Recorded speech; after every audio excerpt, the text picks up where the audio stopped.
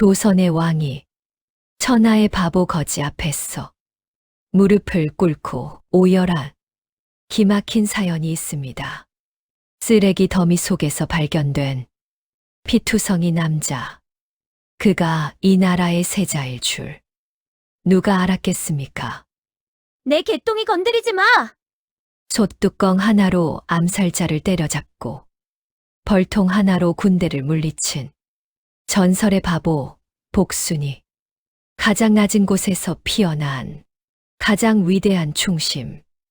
세자를 구한 바보 복순이의 눈물겹고 통쾌한 이야기. 오늘의 이야기 지금 시작합니다. 쑥쑥이 아담을 찾아주셔서 감사합니다.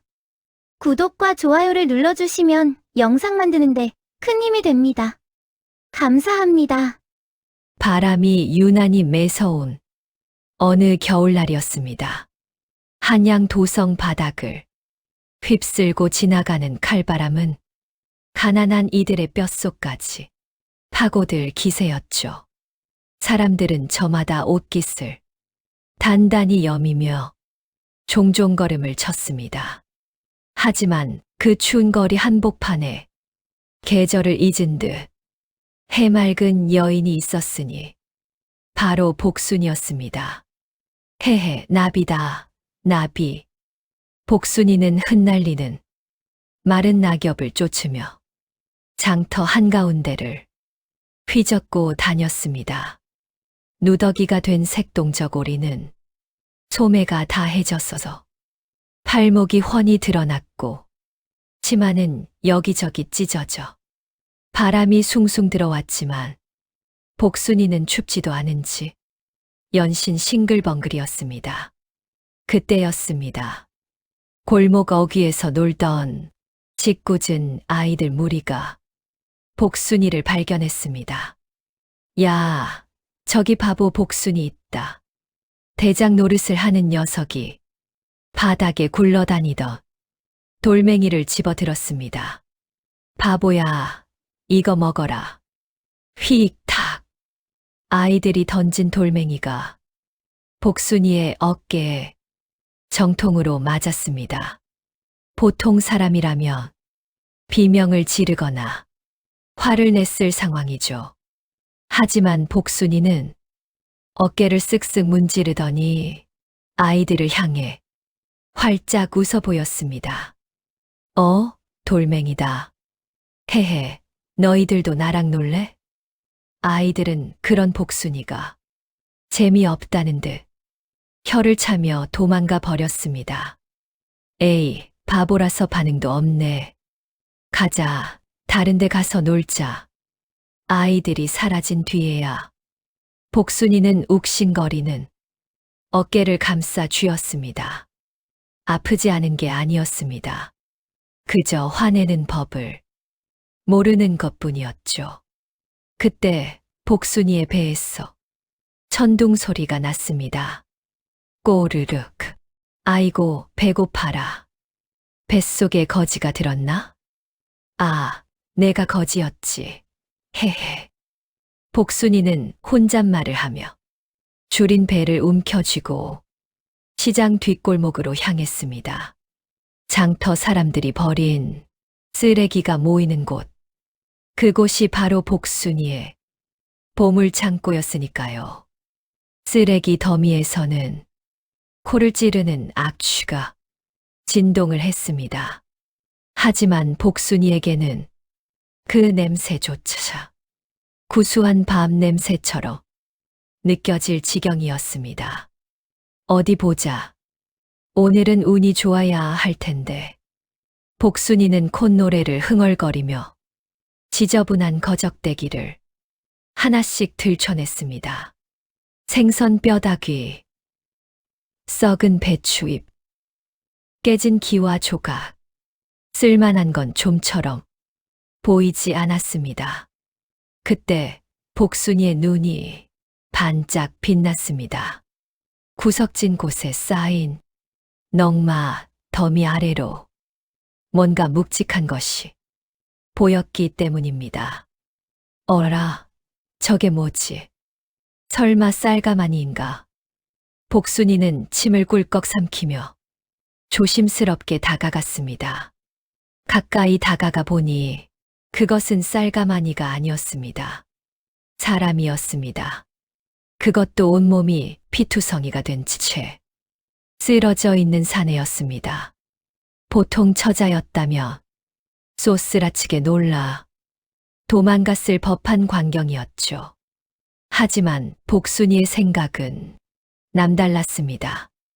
복순이는 사내의 옆구리를 지게 작대기로 쿡쿡 찔렀습니다. 이봐요, 아저씨. 여기서 자면 입 돌아가요. 사내는 미동도 없었습니다. 얼굴은 창백하다 못해 푸르스름하게 질려 있었고 이마에서 흐른 피가 눈가를 지나 뺨까지 굳어 있었습니다. 복순이는 고개를 갸웃거렸습니다. 술을 얼마나 퍼마셨길래 이렇게 떡이 됐을까? 이보시오, 일어나 봐요. 복순이가 사내의 어깨를 잡고 거칠게 흔들자 사내의 입에서 나직한 신음이 흘러나왔습니다. 살아있네? 죽은 줄 알고 깜짝 놀랐잖아요. 복순이는 안도의 한숨을 내쉬며 사내를 찬찬히 뜯어보았습니다. 겉에 걸친 옷은 자신과 별반 다를 바 없는 누더기였지만 찢어진 옷가지 사이로 언뜻 보이는 속옷은 윤기가 흐르는 비단이었습니다. 물론 복순이가 비단을 알아볼 리는 만무했죠. 그저 넝마주의 경쟁자가 자신의 구역을 침범했다고 생각했을 뿐입니다. 아저씨, 여기 내 자리예요. 얼른 일어나서 딴 데 가요. 복순이는 사내의 팔을 잡아당겨 일으켜 세우려 했습니다.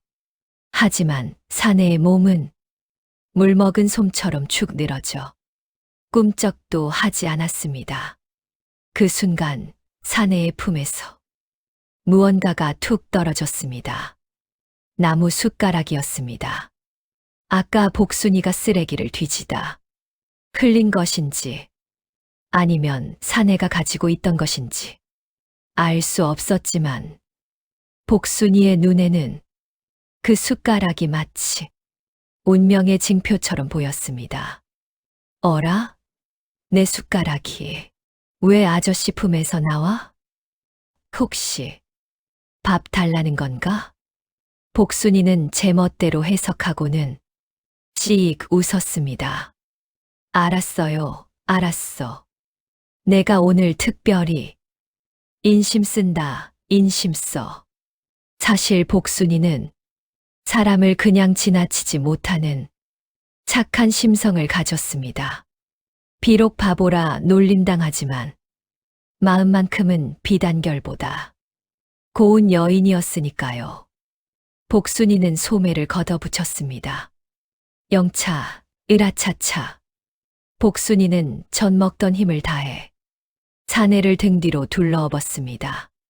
사내의 키는 복순이보다 머리 하나는 더 컸고 덩치도 제법 있었습니다.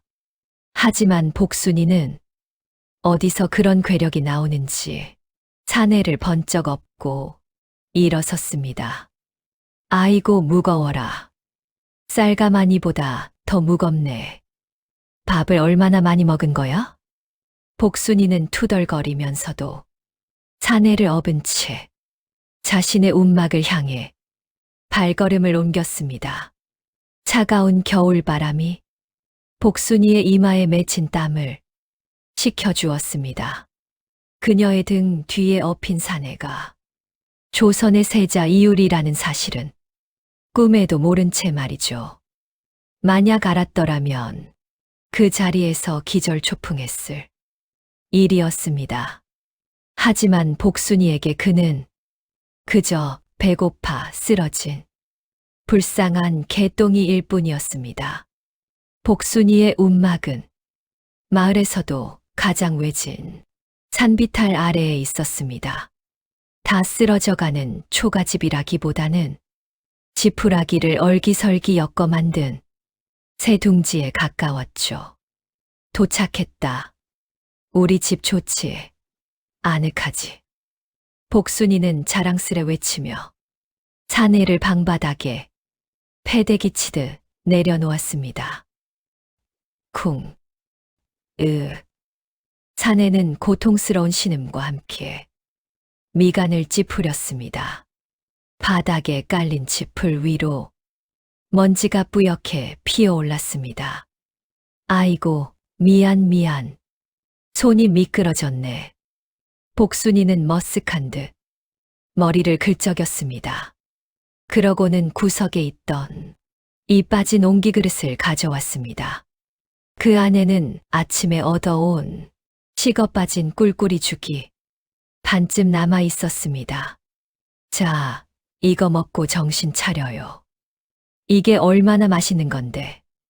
복순이는 숟가락도 없이 손가락으로 죽을 찍어 사내의 입술에 발라주었습니다. 마치 어미새가 아기 새에게 먹이를 주듯 지극정성이었죠. 하지만 사내는 입을 꾹 다문 채 받아먹지 못했습니다. 열이 펄펄 끓어올라 삼킬 기운조차 없는 것이었죠. 복순이는 답답한 듯 가슴을 탕탕 쳤습니다. 아니, 왜 줘도 못 먹어? 이 귀한 걸. 복순이는 잠시 고민하더니 자신의 입에 죽을 한 입 가득 넣고 우물거렸습니다. 그러고는 사내의 입을 억지로 벌렸습니다. 설마 했던 방법이었습니다. 복순이는 입안의 죽을 사내의 입으로 밀어 넣으려 얼굴을 가까이 댔습니다. 그 순간 감겨있던 사내의 눈이 번쩍 뜨였습니다. 눈앞에 가득 찬 꼬질꼬질한 복순이의 얼굴, 그리고 입에서 풍기는 구수한 냄새. 세자 이율은 비명조차 지르지 못하고 눈을 부릅떴습니다. 이것이 두 사람의 기막힌 동거의 시작이었습니다.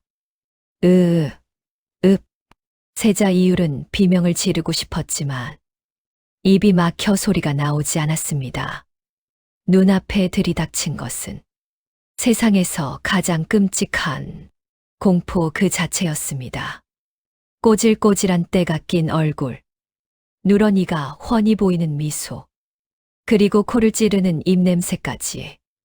복순이의 입술이 이율의 입술에 닿기 직전 이율은 초인적인 힘을 발휘해 고개를 옆으로 획 돌렸습니다.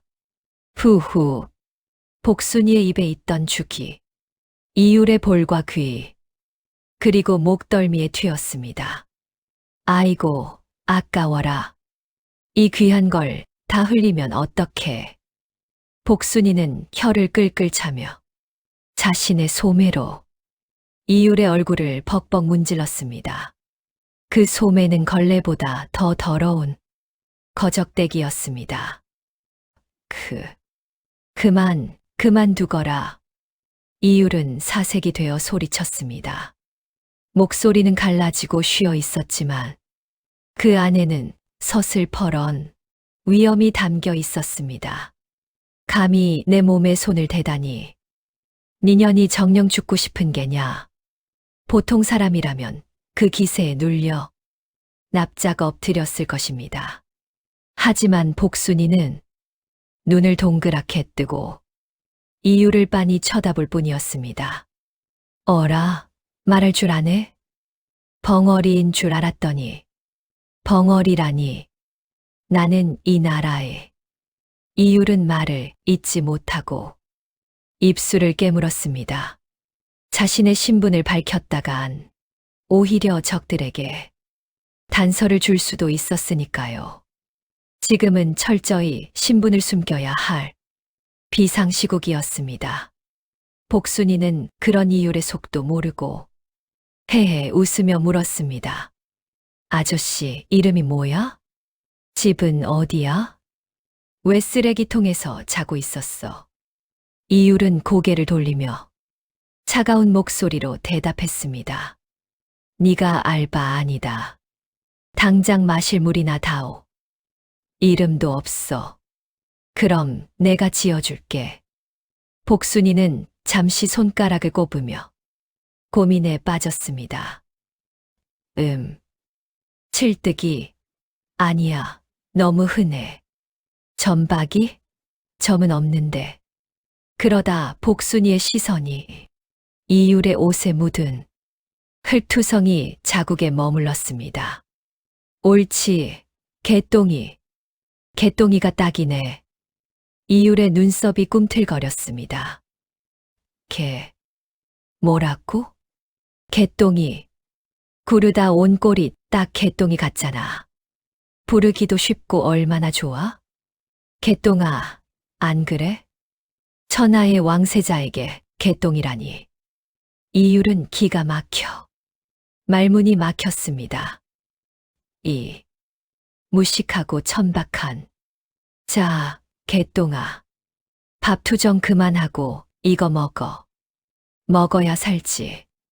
복순이는 바닥에 굴러다니던 나무 숟가락을 집어들고 다시 죽을 퍼 올렸습니다. 이율은 죽그릇을 노려보았습니다. 그것은 죽이라기보다는 정체불명의 꿀꿀이 죽에 가까웠습니다. 치워라. 내 비록 굶어 죽을지언정 그런 구정물은 입에 대지 않겠다.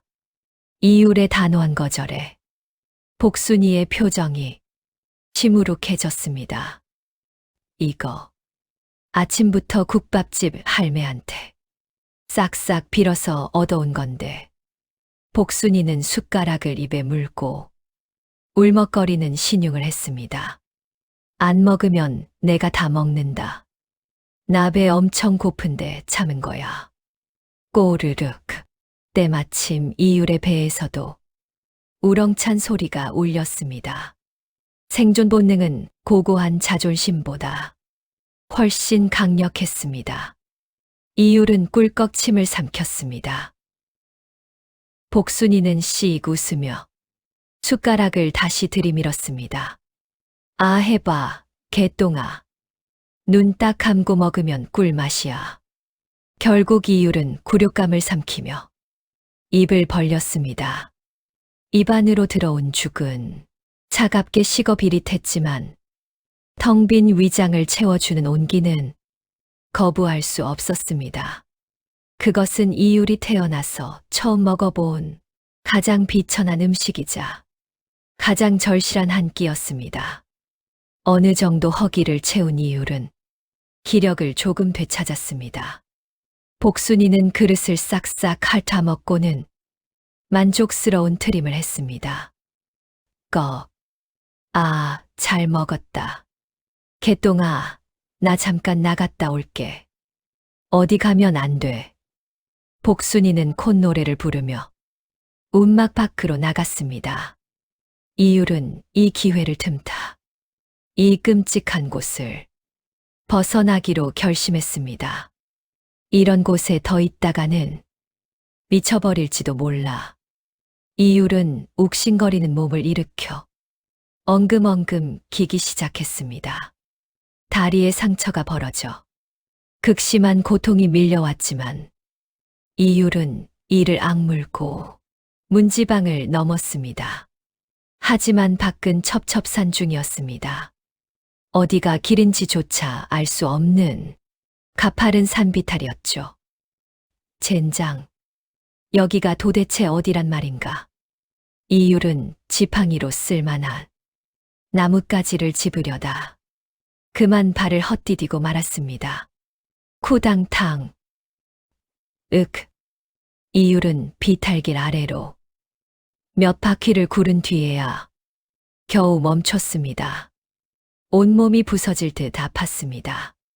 하늘을 올려다보니 까마귀 한 마리가 자신을 비웃듯 울고 지나갔습니다. 자신의 처지가 너무나 처량하여 눈물이 핑 돌 지경이었습니다. 그때였습니다. 저 멀리서 익숙한 목소리가 들려왔습니다. 개똥아, 어딨어? 복순이었습니다. 이율은 숨을 죽이고 바위 뒤로 몸을 숨겼습니다. 하지만 복순이의 눈은 매보다 정확했습니다. 사실 냄새를 맡은 것일지도 모릅니다. 거기 숨었네. 숨바꼭질하는 거야? 복순이는 단숨에 비탈을 뛰어내려와 이유를 발견했습니다. 그녀의 등에는 커다란 지게가 지워져 있었는데 그 위에는 거대한 나무통이 실려 있었습니다. 힘도 없으면서 어디 갔어? 걱정했잖아. 복순이가 다가오자 이율은 코를 움켜쥐었습니다. 아까와는 비교도 안 되는 지독한 악취가 풍겨왔기 때문입니다. 눈이 따가울 정도의 암모니아 냄새였습니다. 이게 무슨 냄새냐? 가까이 오지 마라.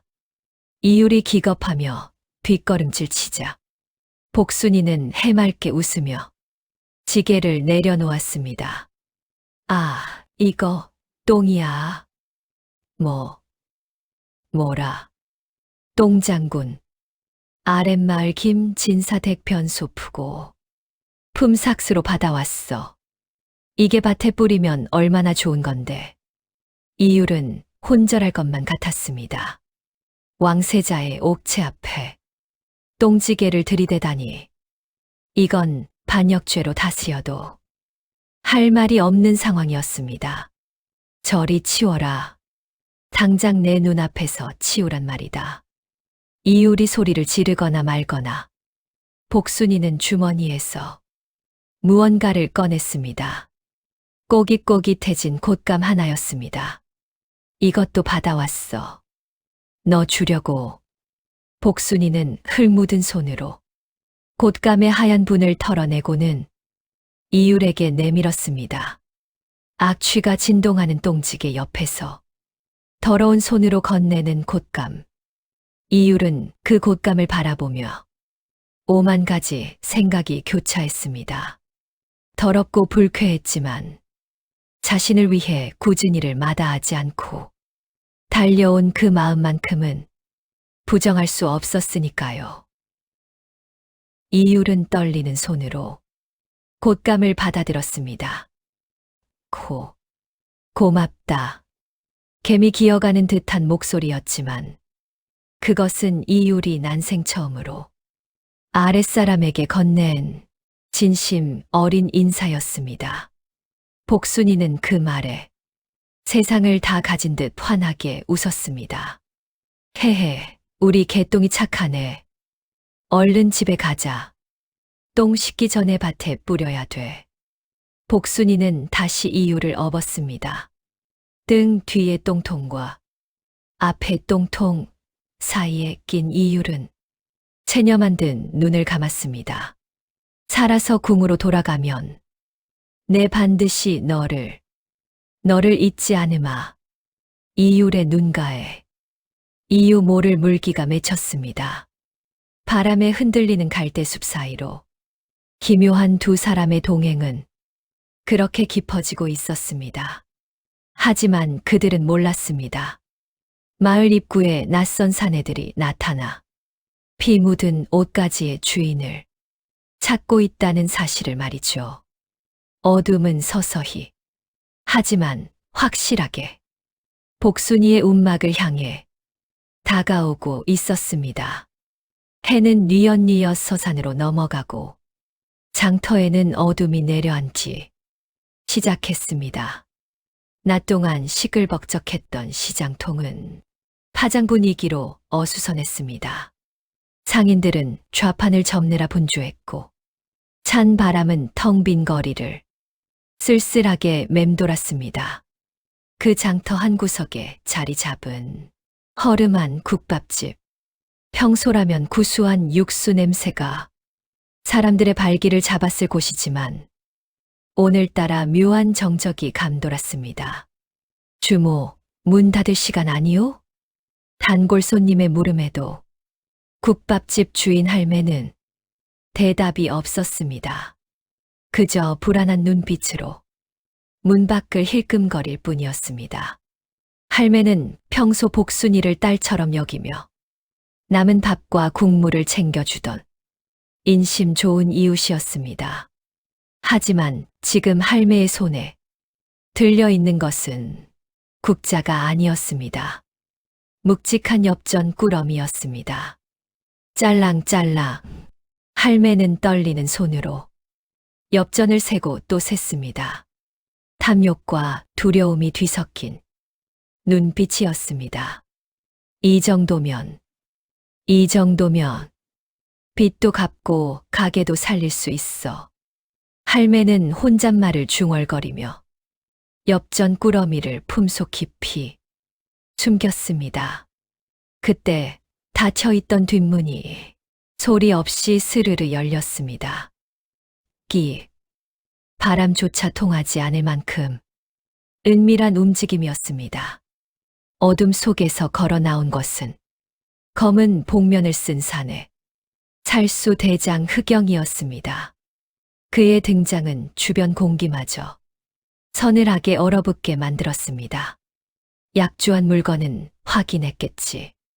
흑영의 목소리는 지옥에서 들려오는 듯 낮고 음산했습니다. 할매는 화들짝 놀라 뒷걸음질 쳤습니다. 나으리. 오셨습니까요? 묻는 말에만 답해라. 그놈이 확실하냐? 흑영의 눈빛이 할매의 심장을 꿰뚫을 듯 날카롭게 빛났습니다. 할매는 침을 꼴깍 삼키며 다급히 고개를 끄덕였습니다. 확실합지요. 제가 똑똑히 봤구먼요. 할매는 주위를 두리번거리더니 목소리를 낮췄습니다. 오늘 아침 일찍이었슈. 동네 바보 복순이 년이 피투성이가 된 사내 놈을 질질 끌고 가는 걸 말이유. 옷은 다 찢어졌어도 속에 입은 건 비단이더이다. 그 비싼 비단 속옷을 입을 놈이 거지 소굴에 있을 리가 없잖유. 흑영의 눈매가 가늘어졌습니다. 바보라고 했나? 예, 천하의 모자란 년입쇼. 지 몸 하나 간수 못하는 년이 무슨 생각으로 사내를 주워갔는지. 할매는 비굴한 웃음을 지으며 손을 비볐습니다. 저 약주하신 잔금은. 흑영은 품에서 금덩이 하나를 꺼내 탁자에 툭 던졌습니다. 둔탁한 소리와 함께 할매의 눈이 뒤집힐 듯 커졌습니다. 평생 만져보지도 못한 큰 돈이었습니다. 위치는 저기 산비탈 끝자락에 있는 다 쓰러져가는 운막입죠. 가보면 금방 알 거구만요. 할매가 금덩이를 집어들고 기뻐하는 사이 흑영은 이미 자취를 감췄습니다. 마치 처음부터 없었던 것처럼 할매는 금덩이를 잊게 물어보며 희희낙낙했습니다. 미안하다, 복순아. 산 사람은 살아야지 않겠냐? 네가 좋은 일 했다 쳐라. 자신이 챙겨주던 아이를 팔아넘긴 대가로 얻은 부귀영화. 하지만 할매는 몰랐습니다. 그 금덩이가 자신의 목숨값이 될지도 모른다는 사실을 말이죠. 국밥집의 등불이 바람에 위태롭게 흔들렸습니다.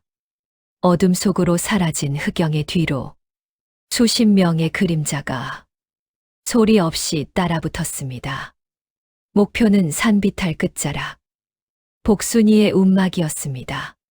같은 시각 복순이의 운막 안은 밖의 살벌한 분위기와는 전혀 딴 세상이었습니다. 모닥불이 타닥타닥 타오르고 구수한 냄새가 좁은 방 안을 가득 채웠습니다. 자, 개똥아, 밥 먹자. 복순이는 깨진 뚝배기에 정체불명의 찌개를 끓여왔습니다. 산에서 캐온 이름 모를 풀뿌리와 아까 얻어온 곶감을 넣고 끓인 괴상한 요리였죠. 이게 대체 무엇이냐? 이율은 끓고 있는 찌개를 보며 난감한 표정을 지었습니다. 색깔은 시커멓고 냄새는 묘하게 달큰했습니다. 복순이 표 영양죽. 이거 먹으면 호랑이 기운이 솟아나요. 얼른 먹어. 식기 전에. 복순이는 해맑게 웃으며 이율의 숟가락에 건더기를 듬뿍 올려주었습니다. 이율은 한숨을 내쉬었지만 이제는 거부할 힘도 없었습니다. 아니, 사실은 조금 익숙해지고 있었습니다. 자신을 위해 온 산을 뒤져 먹을 것을 구해오는 이 바보 여인의 정성에 마음이 조금씩 열리고 있었던 거죠. 고맙다. 이율이 숟가락을 들자 복순이는 턱을 괴고 앉아 그 모습을 흐뭇하게 바라보았습니다. 우리 개똥이 잘 먹네. 오구오구 이뻐라. 이율은 짐짓 헛기침을 하며 고개를 돌렸습니다. 귀가 살짝 붉어져 있었습니다. 채통없게 무슨 소리냐. 내 나이가 몇인데. 헤헤, 나이는 숫자에 불과하대. 아랫마을 훈장님이 그랬어. 평화로운 저녁 식사였습니다.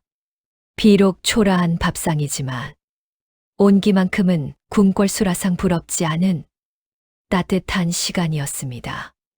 그때였습니다. 밖에서 들려오던 풀벌레 소리가 뚝 끊겼습니다. 산짐승의 울음소리도 바람 소리도 일순간 사라졌습니다. 마치 세상이 숨을 죽인 듯한 기이한 정적이 찾아왔습니다. 이율의 손이 멈칫했습니다. 그는 본능적으로 숟가락을 내려놓았습니다. 왕실에서 자라며 익힌 동물적인 감각이 위험을 알리고 있었습니다. 복순아. 응, 왜 그래, 맛이 없어. 복순이는 아무것도 모른 채 눈을 깜빡였습니다. 이율은 검지를 입술에 대며 낮게 속삭였습니다. 쉿, 조용히 하거라. 누군가 왔다. 누구? 손님? 할매가 왔나? 복순이가 자리에서 일어나려 하자 이율이 다급히 그녀의 팔을 잡았습니다. 그의 손은 차갑게 떨리고 있었지만 눈빛만은 형형하게 빛났습니다. 아니다. 보통 손님이 아니야. 살기가 느껴진다. 살기, 그게 뭔데? 맛있는 거야? 복순이의 엉뚱한 되물음에 이율은 대답 대신 주변을 살폈습니다. 움막의 얇은 문창호지 위로 어른거리는 그림자가 보였습니다. 하나가 아니었습니다. 둘, 셋, 넷. 움막을 완전히 포위한 수많은 그림자들이었습니다. 서걱. 지푸라기를 밟는 미세한 소리가 들려왔습니다. 일반인이라면 듣지 못했을 소리였지만 긴장한 이율의 귀에는 천둥 소리처럼 크게 들렸습니다. 들켰구나. 여기까지 쫓아오다니. 이율은 절망했습니다. 자신의 몸은 아직 성치 않았고 무기도 없었습니다. 게다가 옆에는 아무것도 모르는 바보 여인뿐. 복순아, 내 말 잘 듣거라. 지금 당장 뒷문으로 나가서 도망쳐야 한다. 이율은 비장한 목소리로 말했습니다.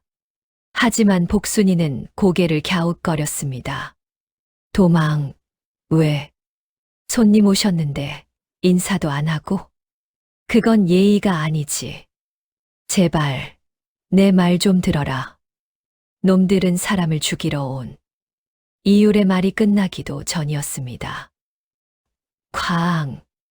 낡은 나무 문이 박살나며 뜯겨 나갔습니다. 차가운 밤 공기와 함께 검은 옷을 입은 자들이 움막 안으로 들이닥쳤습니다. 서슬퍼런 칼날이 달빛을 받아 번뜩였습니다. 찾았다. 제일 앞에 선 흑영이 소름 끼치는 목소리로 말했습니다. 이율은 본능적으로 복순이를 자신의 등 뒤로 숨겼습니다. 내 목숨을 원한다면 나만 데려가거라. 이 여인은 아무 죄가 없다. 왕세자로서의 마지막 위험을 짜내어 소리쳤습니다. 하지만 흑영은 비웃듯 입꼬리를 올렸습니다. 증인은 남기지 않는 것이 우리의 철칙이다. 둘 다 베어라. 명령이 떨어지자 살수들이 검을 높이 치켜들었습니다. 절체절명의 순간 이율이 눈을 질끈 감으려는 찰나 그의 등 뒤에서 복순이가 불쑥 튀어나왔습니다. 그녀의 손에는 무기라고는 볼 수 없는 솥뚜껑이 들려 있었습니다. 그리고 이어진 복순이의 한마디는 모두의 귀를 의심케 했습니다. 이봐요, 아저씨들. 신발 신고 들어오면 어떡해요? 방금 청소했는데. 살수들의 동작이 일순간 멈칫했습니다. 황당함에 얼어붙은 그 짧은 정적. 이것이 폭풍의 시작이었습니다. 살수들의 눈이 휘둥그레졌습니다. 천하의 살수 집단인 자신들에게 신발을 신고 들어왔다며 고통을 치는 여인이라니 그 황당한 상황에 흑영조차 잠시 할 말을 잃었습니다. 뭐냐. 이 미친. 하지만 살수는 살수였습니다. 흑영은 곧바로 표정을 굳히며 칼끝을 복순이에게 겨눴습니다. 비켜라. 죽고 싶지 않으면. 하지만 복순이는 꿈쩍도 하지 않았습니다. 오히려 솥뚜껑을 방패처럼 앞세우며 씩씩거렸습니다. 싫어. 우리 개똥이 괴롭히지 마. 아까부터 보니까 눈매도 사납고 아주 나쁜 아저씨들이네. 복순이는 이유를 등 뒤로 더욱 깊숙이 숨겼습니다. 마치 어미 닭이 병아리를 품듯 필사적이었습니다. 이율은 복순이의 등 뒤에서 그녀의 떨리는 어깨를 보았습니다.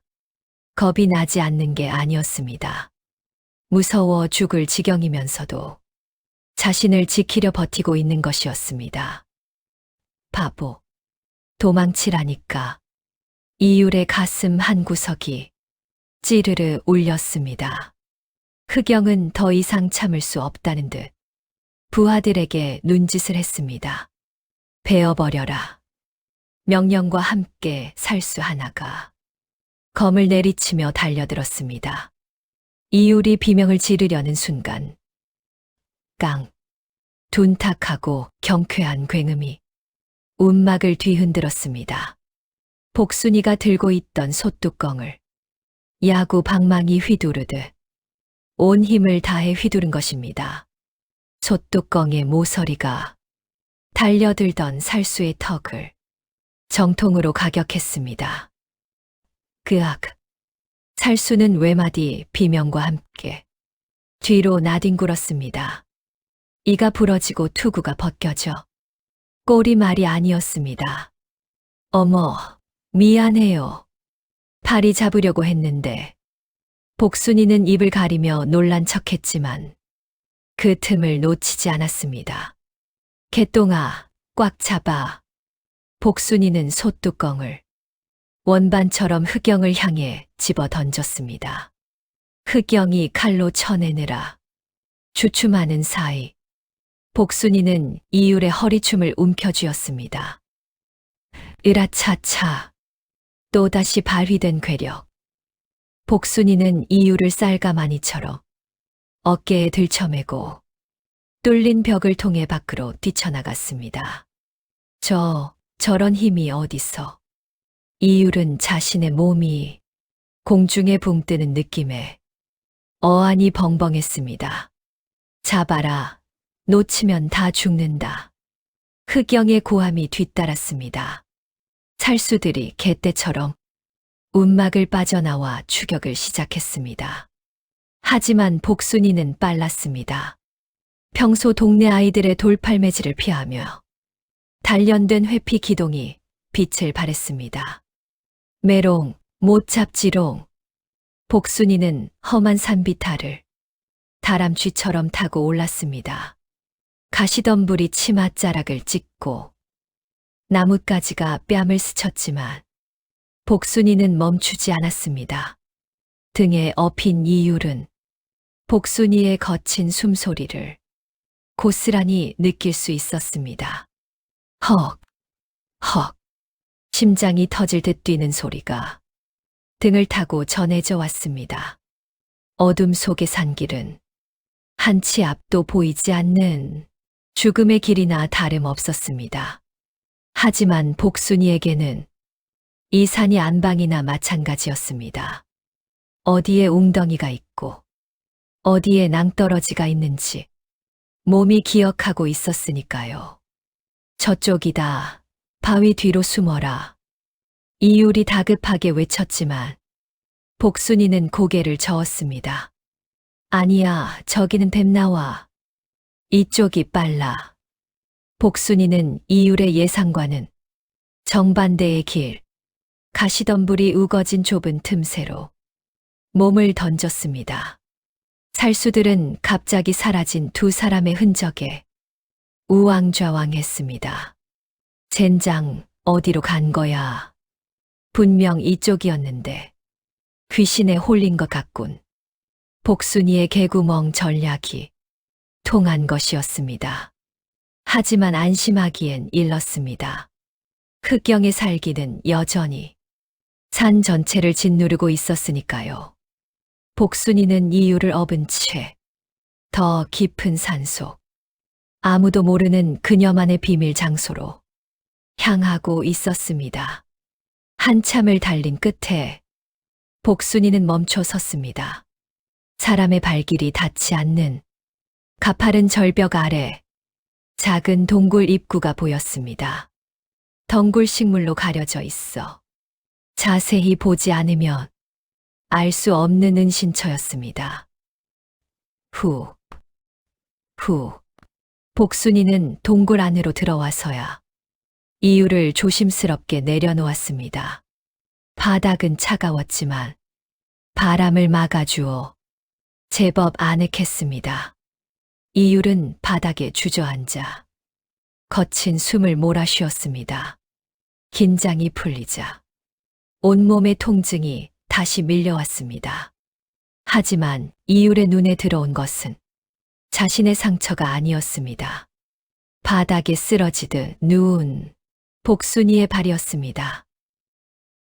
복순이의 집시는 도망치는 와중에 벗겨져 없었고 맨발은 피투성이가 되어 있었습니다. 날카로운 돌부리에 찢기고 가시에 찔려 성한 곳이 없었습니다. 발톱까지 깨져 피가 엉겨붙어 있었죠. 이율은 가슴이 철렁 내려앉았습니다. 자신을 업고 뛰느라, 자신의 무게를 견디느라 이 여인의 발이 이렇게 된 것입니다. 복순아. 이율은 떨리는 손을 뻗어 복순이의 발목을 잡았습니다. 복순이는 화들짝 놀라 발을 뒤로 뺐습니다. 아, 더러워. 만지지 마. 개똥이 손 더러워져. 가만히 있거라. 이율의 목소리는 단호했지만 그 어느 때보다 부드러웠습니다. 이율은 자신의 옷자락, 그 비단 속옷의 끝단을 거침없이 찢었습니다. 평소라면 상상도 못할 일이었습니다. 왕실의 귀한 비단을 걸레처럼 찢다니요. 이율은 찢어낸 천으로 복순이의 상처 난 발을 정성스럽게 감싸주었습니다. 아, 따가. 복순이가 찡그리자 이율은 호하고 입김을 불어주었습니다. 미안하다. 나 때문에. 이율의 눈시울이 붉어졌습니다. 천하를 호령할 세자가 일개 거지 여인 앞에서 고개를 숙인 것입니다. 복순이는 그런 이유를 보며 싱긋 웃었습니다. 헤헤, 간지러워. 개똥이 너 의원해도 되겠다. 솜씨가 제법인데. 그녀는 자신의 고통보다 이율이 무사하다는 사실이 더 기쁜 듯 했습니다. 너는 겁도 없느냐? 칼을 든 놈들이었다. 자칫하면 목이 달아날 수도 있었어. 이율의 물음에 복순이는 잠시 생각하더니 어깨를 으쓱했습니다. 무서웠어. 엄청 무서웠어. 다리가 후들거렸어. 오줌 쌀 뻔했다니까. 그런데 왜 도망가지 않고? 개똥이는 내 친구잖아. 복순이의 대답은 너무나 단순해서 그래서 더 충격적이었습니다. 할매가 그랬어. 친구는 버리는 거 아니라고. 맛있는 건 나눠 먹고 아픈 건 같이 하는 거라고. 이율은 아무 말도 할 수 없었습니다. 궁궐에서는 들어보지 못한 말이었습니다. 형제끼리도 왕좌를 놓고 죽이고 신하들은 권력을 위해 배신을 일삼는 곳. 그곳에서 평생을 긴장하며 살아온 이율에게 복순이의 말은 거대한 파도처럼 밀려왔습니다. 나는 그동안 무엇을 위해 살았나? 이 바보 여인보다 못한 삶을 살았구나. 이율은 복순이의 더러운 손을 잡았습니다. 거칠고 투박한 손이었지만 세상 그 어떤 손보다 따뜻하게 느껴졌습니다. 고맙다, 복순아. 정말 고맙다. 복순이는 쑥스러운 듯 얼굴을 붉혔습니다. 아이 참, 달살 돋게 왜 그래? 배고프지 않아? 주머니에 곶감 남았나 볼까? 복순이는 주섬주섬 품을 뒤졌지만 아까 먹은 게 다였습니다. 에이, 없네. 내일 아침에 나가서 산딸기라도 따올게. 개똥이는 여기서 꼼짝 말고 있어. 동굴 밖으로 보이는 밤하늘에는 별이 쏟아질 듯 가득했습니다. 두 사람은 나란히 앉아 밤하늘을 올려다보았습니다. 신분의 벽도, 세상의 편견도, 죽음의 공포도 잠시 잊은 채 이율은 마음속으로 맹세했습니다. 살아서 돌아간다면 반드시 이 여인을 지켜주겠노라고. 자신의 모든 것을 걸고 이 맑은 웃음을 지켜주겠노라고. 하지만 운명은 가혹했습니다. 동굴 박숲 속에서 부스럭거리는 소리가 들려왔습니다. 바람 소리가 아니었습니다. 끈질긴 흑영의 추격대가 냄새를 맡고 다가오고 있었던 것입니다. 이율의 눈빛이 다시 차갑게 가라앉았습니다. 평화는 짧았고 밤은 아직 길었습니다. 동굴 밖으로 새어 들어오는 아침 햇살이 이율의 눈을 간지럽혔습니다. 이율은 무거운 눈꺼풀을 들어 올렸습니다. 딱딱한 바닥에서 잤는데도 몸은 한결 가벼웠습니다. 일어났어, 개똥아?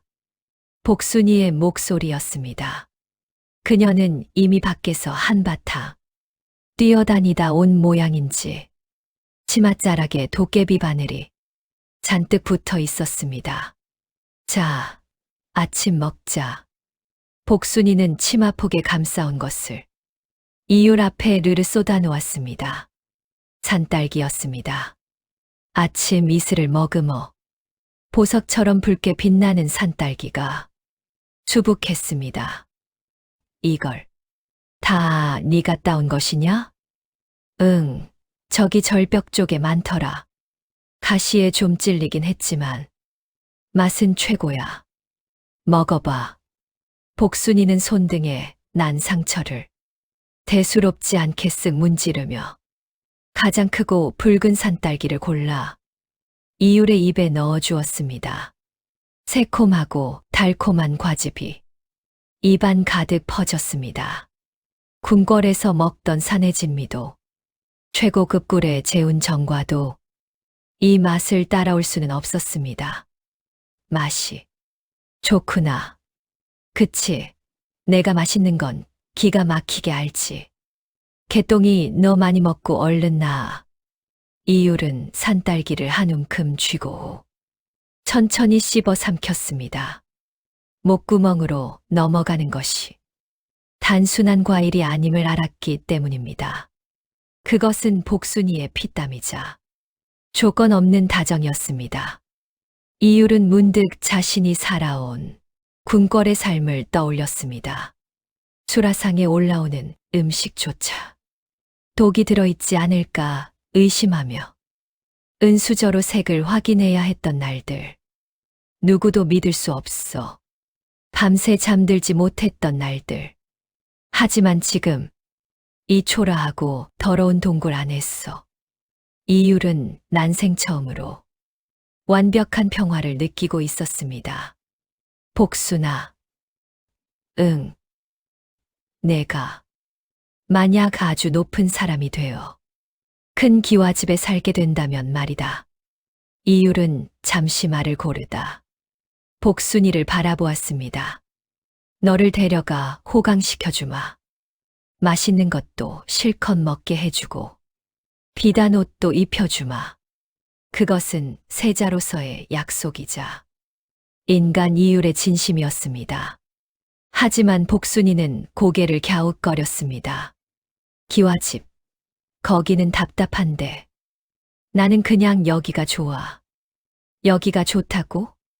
이런 춥고 배고픈 곳이? 응. 여기는 산도 있고 바람도 있고 개똥이 너도 있잖아. 다 같이 있는데 뭐가 부족해?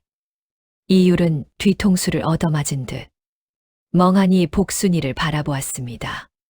가진 것이 없어도 만족할 줄 아는 삶. 함께 있는 것만으로도 행복이라 말하는 순수함. 이율은 씁쓸하게 웃었습니다. 나는 천하를 가지려 했으나 정작 내 마음 하나 채우지 못했거늘. 이 여인은 이미 온 세상을 품고 있구나. 그래, 내 말이 맞다. 여기가 무릉도원일지도 모르지. 두 사람은 마주보고 웃었습니다. 신분의 격차도 쫓기는 자의 불안도 사라진 가장 빛나는 순간이었습니다. 이율은 복순이의 머리에 붙은 지푸라기를 조심스레 떼어 주었습니다. 복순아, 내 너를 평생. 하지만 그 아름다운 맹세는 끝을 맺지 못했습니다. 파삭. 동굴 밖 숲속에서 들려온 낙엽 밟는 소리 때문이었습니다. 짐승의 것이 아니었습니다. 사람의 발자국 소리. 그것도 아주 조심스러운 살수들의 발걸음이었습니다. 이율의 눈빛이 순식간에 매섭게 변했습니다. 평화는 깨졌습니다. 잔혹한 현실이 다시 그들의 목을 조여오고 있었습니다. 쉿. 이율은 복순이의 입을 막고 동굴 안쪽으로 몸을 숨겼습니다. 긴장감이 감도는 정적 속에서 스산한 바람 소리만이 동굴 입구를 맴돌았습니다. 이 근처다. 흔적이 있어. 동굴 밖에서 들려온 목소리. 지독하게 끈질긴 흑영이었습니다. 이율의 심장이 쿵쿵 뛰었습니다. 이곳은 막다른 길이나 다름없었습니다. 밖으로 나가면 포위될 것이고 안에 있으면 독 안에 든 쥐가 될 판이었습니다. 나와라. 숨어도 소용없다. 흑영의 서늘한 외침과 함께 동굴 입구를 가리고 있던 덩굴이 단칼에 베어져 나갔습니다. 서걱. 쏟아지는 햇빛과 함께 검은 옷을 입은 살수 10여 명이 동굴 앞을 가로막았습니다. 찾았군. 흑영은 잔인한 미소를 지으며 피 묻은 검을 핥았습니다. 끈질긴 놈들. 기어이 여기까지 왔느냐. 이율은 비틀거리며 일어섰습니다. 더 이상 도망칠 곳은 없었습니다. 그는 복순이를 등 뒤로 밀치며 앞으로 나섰습니다. 복순아, 내 뒤에 꼭 붙어 있거라. 내가 어떻게든 길을 열어보마. 부상당한 몸, 무기 하나 없는 상황. 하지만 세자의 눈빛만은 결코 꺾이지 않았습니다. 살수들이 포위망을 좁혀오자 복순이는 이율의 옷자락을 꼭 움켜쥐었습니다. 무서웠습니다. 당장이라도 주저앉고 싶었습니다. 하지만 복순이의 눈에 무언가가 들어왔습니다. 동굴 입구 바로 옆 오래된 참나무 가지에 매달린 거대한 회색 덩어리였습니다. 윙윙윙윙 주변을 시끄럽게 맴도는 작은 날벌레들. 말벌집이었습니다. 그것도 아주 사나운 놈들이 사는 초대형 말벌집이었죠. 복순이의 눈이 반짝였습니다. 평소라면 절대 건드리지 않을 무시무시한 놈들이었지만 지금은 유일한 희망이었습니다. 개똥아, 엎드려. 복순이가 뜬금없이 소리쳤습니다. 이율이 당황하는 사이 흑영이 비웃으며 검을 치켜들었습니다. 죽어라. 그 순간이었습니다. 복순이가 바닥에 있던 돌멩이를 집어 있는 힘껏 나무를 향해 던졌습니다. 아니, 던진 게 아니었습니다. 그녀는 옆에 있던 긴 나뭇가지를 집어들고 장대 높이 뛰기를 하듯 도약하여 벌집을 후려갈겼습니다. 퍽. 이거나 먹어라. 벌집 맛 좀 봐라. 이 나쁜 놈들아. 엄청난 굉음과 함께 축구공만 한 벌집이 바닥으로 떨어졌습니다. 그것도 하필이면 흑영의 발치 바로 앞으로 말이죠. 와장창. 벌집이 깨지자마자 분노한 말벌 때가 검은 연기처럼 폭발하듯 쏟아져 나왔습니다. 윙윙윙윙윙윙. 이게 뭐야? 으악, 벌이다, 말벌이다. 살수들의 대열이 순식간에 무너졌습니다. 천하의 살수들도 칼은 피할 수 있어도 성난 말벌 때는 피할 수 없었습니다. 말벌들은 검은 옷을 입은 살수들을 곰으로 착각했는지 무차별적인 공격을 퍼부었습니다. 크악, 내 눈, 살려줘, 으악. 흑영조차 검을 휘두르며 발악했지만 수백 마리의 벌떼 앞에서는 속수무책이었습니다. 살수들이 춤을 추듯 날뛰는 아비규환의 현장. 복순이는 재빨리 이유를 덮쳐 바닥에 납작 엎드렸습니다. 그리고 미리 준비해 둔 거적대기를 두 사람의 머리 위로 뒤집어 썼습니다. 가만히 있어, 개똥아. 움직이면 쏘인다. 거적대기 위로 두두두둑 벌들이 부딪히는 소리가 빗소리처럼 들렸습니다. 이율은 자신의 품에 파고든 복순이의 체온을 느끼며 이 기막힌 상황에 헛웃음을 터뜨릴 수밖에 없었습니다. 하하하. 정말 너란 여인은. 살수들의 비명소리가 온 산을 뒤흔들었습니다. 가장 위급한 순간 바보 복순이가 만들어낸 기적은 잔혹한 살육의 현장을 한편의 우스꽝스러운 난장판으로 바꿔놓았습니다. 하지만 이것이 끝은 아니었습니다.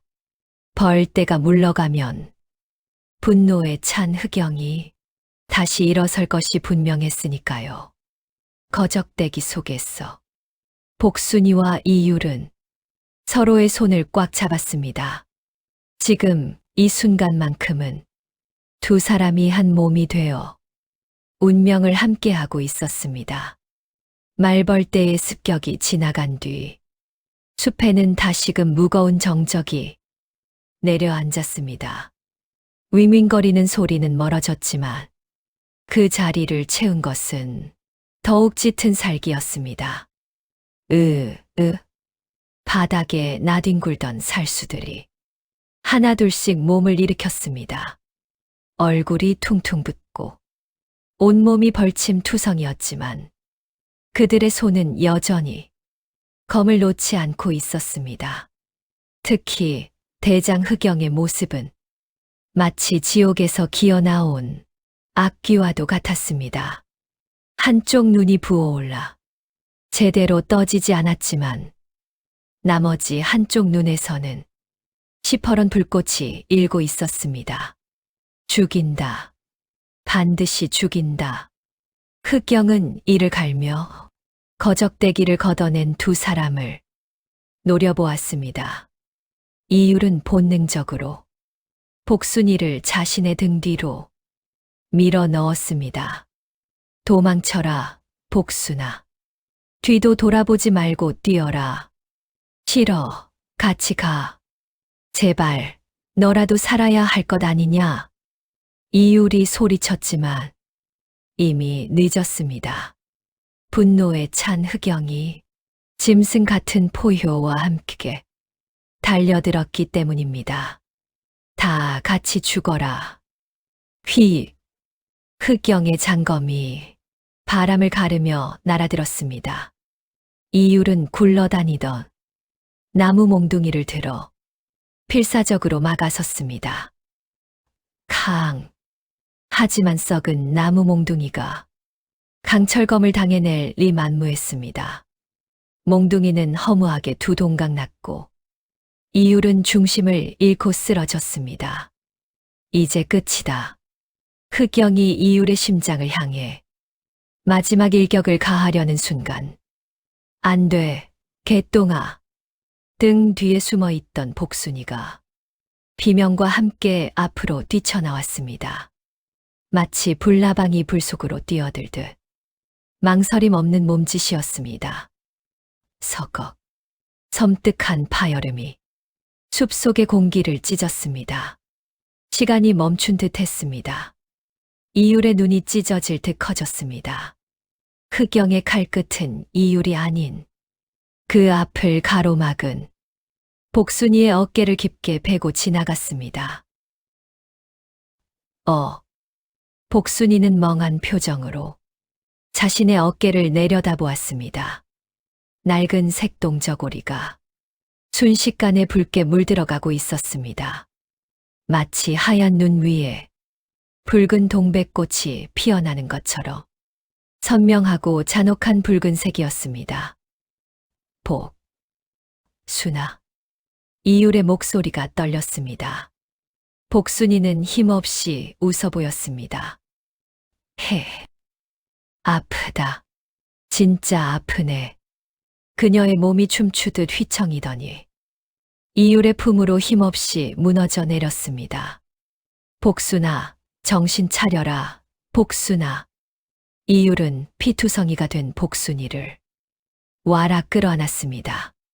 그의 손이, 그의 옷이 복순이의 피로 붉게 젖어 들어갔습니다. 흑영은 비틀거리면서도 다시 칼을 치켜들었습니다. 끈질긴 것들. 저승가서나 사랑 노름을 해라. 죽음의 그림자가 두 사람을 완전히 덮치려던 바로 그 순간이었습니다. 피슝. 바람을 가르는 날카로운 소리가 흑영의 귀를 스쳤습니다. 퍽. 크억. 흑영이 외마디 비명을 지르며 검을 떨어뜨렸습니다. 그의 어깨에는 기시 검은 화살이 박혀 있었습니다. 저하, 늦어서 죄송합니다. 숲속 곳곳에서 우렁찬 함성이 터져 나왔습니다. 화려한 갑옷을 입은 금군왕실 그 니대들이 파도처럼 밀려 들어왔습니다. 역적들을 모조리 소탕하라. 세자 저하를 보호하라. 순식간에 전세가 역전되었습니다. 이미 벌떼 공격으로 만신창이가 된 살수들은 정예 금군의 상대가 되지 못했습니다. 살수들이 하나둘 제압당하고 상황이 정리되는 듯 했습니다. 하지만 이율의 눈에는 금군도 흑영도 보이지 않았습니다. 오직 품속에서 식어가는 복순이만이 보일 뿐이었습니다. 의원을 불러라. 어서. 이율이 짐승처럼 절규했습니다. 복순이의 얼굴은 백지장처럼 하얗게 질려 있었습니다. 개똥아, 나 졸려. 복순이의 눈꺼풀이 자꾸만 감기려 했습니다. 안 된다. 자면 안 돼. 나랑 약속했지 않느냐. 맛있는 거 먹으러 가자고. 비단 옷 입으러 가자고. 이율은 복순이의 뺨을 때리며 오열했습니다. 눈물이 복순이의 얼굴 위로 후두둑 떨어져 내렸습니다. 그때 금군 대장이 다가와 이율을 부축하려 했습니다. 저하, 이제 안전합니다. 환궁하셔야 합니다. 이 여인을 먼저 살려라. 내 생명의 은인이다.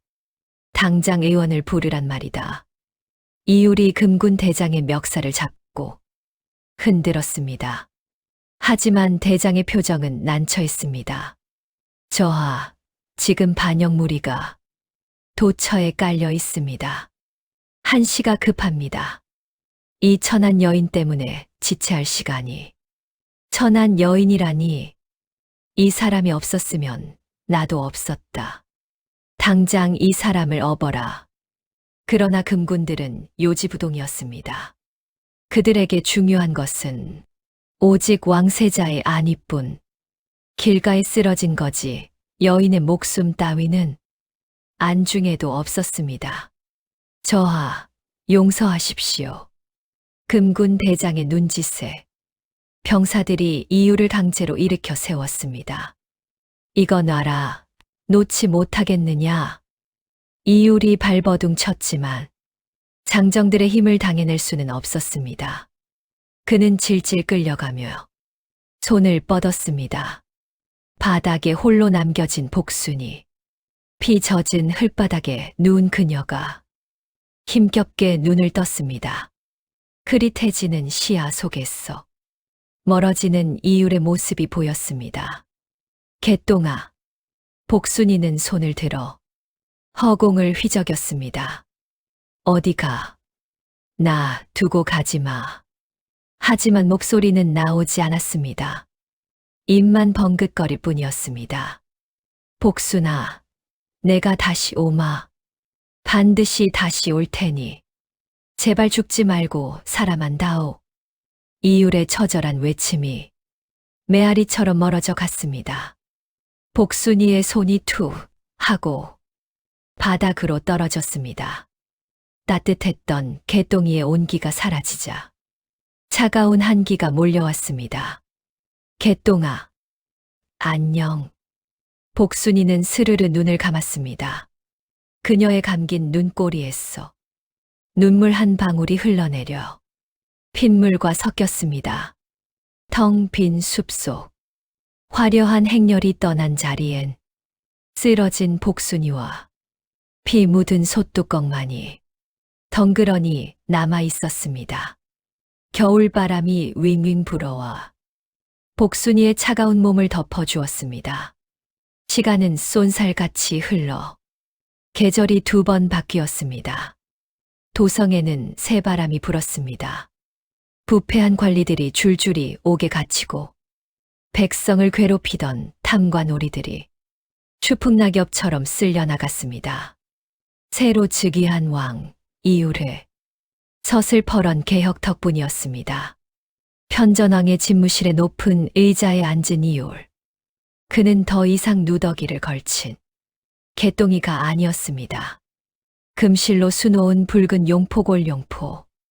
머리에는 위엄 있는 익선관. 그의 눈빛은 태양처럼 빛났지만 어딘가 깊은 그늘이 서려 있었습니다. 전하, 분부하신 죄인을 대령하였습니다. 내관의 목소리에 이율은 천천히 고개를 들었습니다. 들라하라. 기이. 무거운 문이 열리고 포졸들에게 양팔이 잡힌 채 한 노파가 끌려 들어왔습니다. 바로 국밥집 할매였습니다. 할매는 영문도 모른 채 바들바들 떨고 있었습니다. 자신이 왜 잡혀왔는지, 눈앞에 왕이 누구인지 전혀 짐작조차 못하는 눈치였습니다. 아이고, 나으리.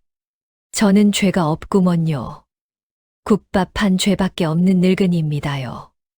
할매는 바닥에 머리를 찌으며 읍소했습니다. 이율은 그 모습을 차갑게 내려다보며 입을 열었습니다. 고개를 들어라. 서늘한 목소리에 할매가 쭈뼛쭈뼛 고개를 들었습니다. 그리고 이율의 얼굴을 본 순간 할매의 눈동자가 지진난 듯 흔들렸습니다. 설마 아니겠지. 그 거짓골을 했던 놈이 기억이 나는 모양이구나. 이율이 싸늘하게 비소했습니다. 너는 고작 금덩이 하나에 사람의 목숨을 팔았다. 네가 딸처럼 여기던 아이를, 그리고 이 나라의 세자를 말이다. 전하, 그것이 아니오라. 저는 그저 먹고 살려고. 할매는 사색이 되어 변명하려 했지만 혀가 꼬여 말이 나오지 않았습니다. 탐욕의 대가는 혹독했습니다. 네가 받은 그 금덩이가 내 목숨값이 될 것이라 하지 않았더냐. 이율의 호통이 편전을 울렸습니다. 여봐라. 이 자를 당장 하옥하고 그 재산을 몰수하여 빈민들에게 나눠주라. 다시는 내 땅에 발을 붙이지 못하게 하라.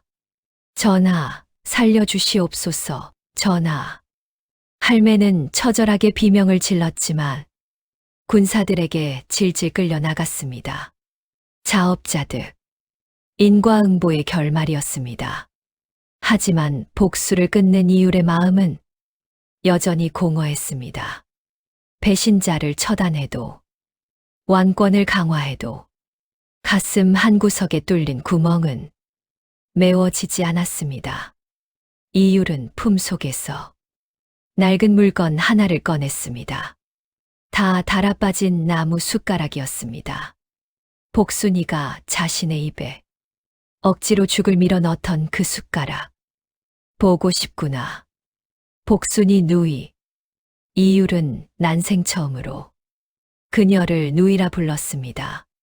바보라 무시했던 여인이 이제는 세상에서 가장 그리운 이름이 되어버린 것입니다. 상선. 예, 전하. 행차를 준비하라. 가장 화려하고 성대하게 내 가야 할 곳이 있다. 어느 곳으로 모실까요? 이율은 창밖의 먼 산을 바라보며 나직이 읊조렸습니다. 그 아이가 있는 곳, 내 마음의 빚을 갚으러 간다. 다음 날 아침, 도성문이 활짝 열리고 역사상 유례없는 대규모 행렬이 시작되었습니다. 둥둥둥, 장엄한 북소리와 함께 황금색 가마가 움직이자 수백 명의 호위 무사와 궁녀들이 그 뒤를 따랐습니다. 오색 깃발이 하늘을 뒤덮을 정도였습니다. 백성들은 길가에 엎드려 감히 고개도 들지 못했습니다. 전하께서 어디로 가시는 게요? 이런 시골 구석에 무슨 일로? 행렬이 멈춘 곳은 가난한 이들이 모여 사는 산비탈 마을 입구였습니다. 왕의 행차의 마을은 발칵 뒤집혔습니다. 개 짖는 소리조차 멈출 만큼 압도적인 위험이었습니다. 이율은 가마에서 내렸습니다. 비단 신발이 흙바닥에 닿았습니다. 전하, 이곳은 누추하여 옥체가 상하실까 염려되옵니다. 신하들이 만류했지만 이율은 손을 들어 제지했습니다. 비켜라. 내 발로 가겠다. 이율은 기억을 더듬어 산비탈을 올랐습니다. 숨이 턱 끝까지 차올랐지만 걸음을 멈추지 않았습니다. 그리고 마침내 도착한 그곳. 복순이의 움막이 있던 자리. 하지만 그곳에 움막은 없었습니다. 검게 그을린 기둥 몇 개와 무너진 흙담만이 남아있을 뿐, 지난번 살수들의 습격 이후 불에 타버려 폐허가 된 것이었습니다. 아, 이율은 망연자실하여 주저앉았습니다. 심장이 덜컥 내려앉는 것 같았습니다. 늦었단 말인가? 내가 너무 늦었단 말인가? 폐허 속에는 잡초만 무성했습니다. 복순이의 웃음소리도, 구수한 밥 냄새도, 개똥이라 부르던 목소리도 온데간데 없었습니다. 이율은 잿더미 속에서 무언가를 발견했습니다. 반쯤 타버린 솥뚜껑이었습니다. 복순이가 자신을 지키기 위해 필사적으로 휘두르던 그 방패. 이율은 솥뚜껑을 어루만지며 하염없이 눈물을 흘렸습니다. 왕의 체면도 위엄도 잊은 채 어린아이처럼 소리 내어 울었습니다. 미안하다. 미안하다, 복순아. 네가 목숨 걸고 지킨 이 목숨이 무슨 소용이란 말이냐. 주변의 신하들도 마을 사람들도 숨을 죽이고 왕의 오열을 지켜보았습니다. 그때였습니다. 폐허 뒤쪽 덤불숲에서 부스럭거리는 소리가 들렸습니다. 바스라. 이율은 눈물을 닦으며 고개를 들었습니다. 누구냐? 호위 무사들이 칼을 뽑아들고 경계 태세를 취했습니다. 덤불이 흔들리더니 누군가 불쑥 튀어나왔습니다. 아이씨, 시끄러워 죽겠네. 누가 남의 집 앞에서 울고불고 난리여. 귀에 익은 목소리. 꿈에서도 그리워하던 그 말투. 이율의 눈이 휘둥그레졌습니다. 덤불을 헤치고 나온 사람은 머리에 붕대를 칭칭 감고 한쪽 팔에는 부목을 댄 채 지팡이를 짚고 선 여인이었습니다. 얼굴은 여전히 꼬질꼬질하고 옷은 다 해진 누더기였지만 눈망울만큼은 여전히 맑은 사람. 복순이었습니다. 너는. 복순이는 눈을 가늘게 뜨고 이유를 위아래로 훑어보았습니다. 황금색 골룡포를 입은 모습이 낯선 모양이었습니다. 하지만 곧 그녀의 잎이 함지박만 하게 벌어졌습니다. 어머, 이게 누구야? 개똥이 아니야? 순간 정적이 흘렀습니다. 천하의 지존에게 개똥이라니. 신하들은 기절초풍할 노릇이었습니다. 하지만 이율의 표정은 환희로 물들었습니다. 죽은 줄 알았던 그녀가 자신의 은인이 살아서 눈앞에 서 있었습니다. 개똥아. 그 한마디에 모든 시간이 멈춘 듯 했습니다. 호위 무사들의 얼굴이 흙빛으로 변했습니다. 감히 주상 전하를 개똥이라 부르는 대역죄인이라니. 저 무례한 여인을 당장. 무사 대장이 칼을 뽑으려 하자 이율이 비명처럼 소리쳤습니다. 멈춰라. 물러가라. 누구도 이분 앞을 막지 마라. 이율은 채통이고 위험이고 모두 집어던졌습니다. 용포 자락을 휘날리며 덤불숲으로 달려갔습니다. 복순이는 지팡이에 의지한 채 갸우뚱거리고 있었습니다. 어라, 진짜 개똥이 맞네? 근데 옷이 그게 뭐야? 광대노름 하러 가. 복순이의 엉뚱한 물음에도 이율의 눈에서는 눈물이 왈칵 쏟아졌습니다. 와, 이율은 복순이를 부서져라 끌어안았습니다. 살아있었구나. 정말 살아있었어. 복순이에게서 나는 오래된 흙내음과 땀 냄새.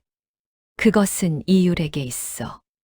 세상에서 가장 향기로운 살아있음의 증거였습니다. 복순이는 이율의 품에 안겨 눈만 깜빡였습니다. 아이고, 숨 막혀. 개똥이 너 힘세졌네.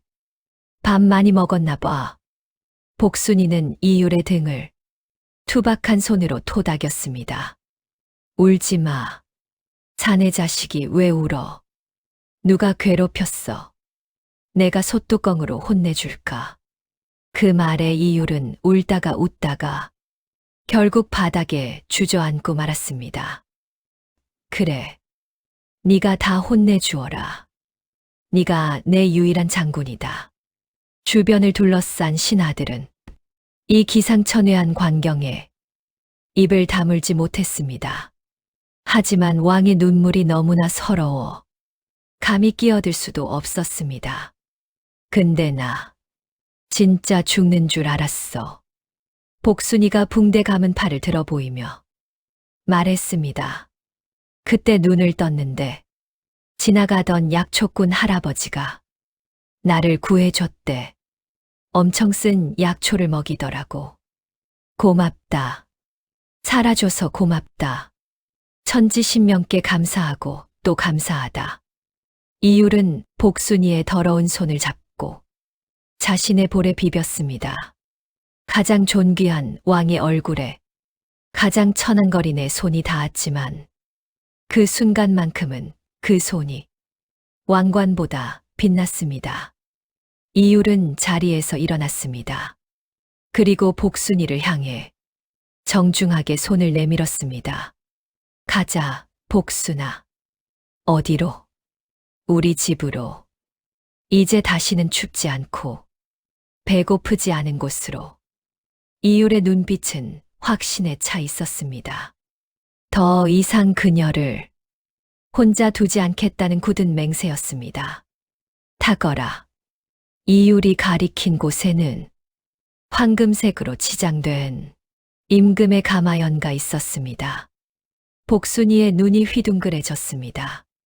우와, 이거 번쩍거리는 거 봐. 이거 타면 멀미 안 나. 하하하, 걱정 마라. 아주 편안할 것이다. 이율은 복순이를 직접 부축하여 자신의 옆자리에 앉혔습니다. 왕과 거지가 한 가마에 타는 전대미문의 사건이었습니다. 출발하라. 둥둥둥. 다시 북소리가 울리고 행렬이 움직이기 시작했습니다. 마을 사람들은 그제야 상황을 파악하고 환호성을 질렀습니다. 와, 복순이가 출세했다. 만세, 복순이 만세, 임금님 만세. 복순이는 가마 창문으로 고개를 내밀고 손을 흔들었습니다. 나 간다. 나중에 떡 돌리러 올게. 김진사 댁동은 다른 사람 시켜. 끝까지 똥지게 걱정을 하는 복순이의 외침에 마을은 웃음바다가 되었습니다. 시간이 흘러 궁궐 후원비원, 따뜻한 봄 햇살 아래 꽃이 만발했습니다. 정자에는 비단옷을 곱게 차려입은 복순이가 앉아 있었습니다. 물론 옷고름은 대충 매고 버선발로 다리를 떨고 있었지만요. 자, 해봐. 이율이 잘 익은 홍시를 깠어. 복순이 입에 넣어주었습니다. 맛있다. 역시 궁궐 감나무가 최고야. 복순이는 입가에 홍시를 묻히며 해맑게 웃었습니다.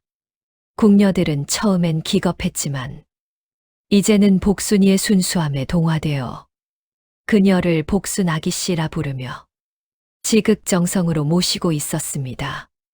이율은 복순이를 바라보며 평온한 미소를 지었습니다. 피 튀기는 권력 다툼 속에서 유일하게 쉴 수 있는 안식처. 계산 없이 자신을 대해주는 단 한 사람. 복순아. 왜 또? 고맙다. 내 곁에 있어줘서. 싱겁기는 개똥이 너 심심할까봐 놀아주는 거야. 나 없으면 밥도 혼자 먹어야 하잖아. 복순이는 짐짓 거드름을 피우며 이율의 어깨를 툭 쳤습니다. 가장 낮은 곳에서 시작된 인연은 가장 높은 곳에서 꽃을 피웠습니다. 바보라 손가락질 받던 여인은 왕의 유일한 벗이 되었고, 상처받은 왕은 그 여인을 통해 성군이 되었습니다. 바람이 불어와 꽃잎이 날리는 정자. 두 사람의 웃음소리가 담장을 넘어 온 세상에 퍼져나갔습니다. 착한 마음은 언젠가 보답받는다는 오래된 옛날 이야기처럼 말이죠. 아우트로 이야기의 끝. 화면 꽃잎이 흩날리는 궁궐 풍경에서 서서히 줌 아웃. 나레이션. 여러분, 어떠셨나요? 아무런 대가 없이 베푼 친절이 한 사람의 인생을 그리고 한 나라의 운명을 바꿨습니다. 비록 조금 모자라고 가진 것 없는 바보 복순이었지만 그녀의 따뜻한 마음만큼은 이 세상 그 누구보다 똑똑하고 부유하지 않았을까요? 오늘 우리도 주변의 소중한 사람에게 따뜻한 말 한마디 건네보는 건 어떨까요? 혹시 아나요? 그 사람이 나중에 나를 구해줄 귀인이 될지요. 오늘 이야기가 재미있으셨다면 구독과 좋아요, 알림 설정 꾹 눌러주세요. 더 재미있는 조선 야담으로 다시 찾아오겠습니다. 감사합니다.